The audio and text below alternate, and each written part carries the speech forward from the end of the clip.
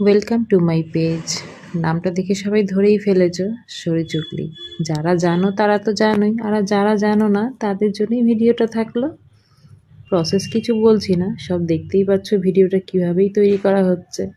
ঠান্ডার এই বিদায়বেলাতে হঠাৎই মনে পড়লো এইটা তো করা হলো না, তো ব্যাস ঝটপট করেই ফেললাম। কিন্তু আমার ভিডিও আপলোড করতে অনেকটাই দেরি হয়ে গেল, যার জন্য একটু দেরিতেই ছাড়লাম। তো দেখো কীরমভাবে বানাচ্ছি, আর তোমরা কে কে পারো বা কার কার ভালো লাগে অবশ্যই জানাও।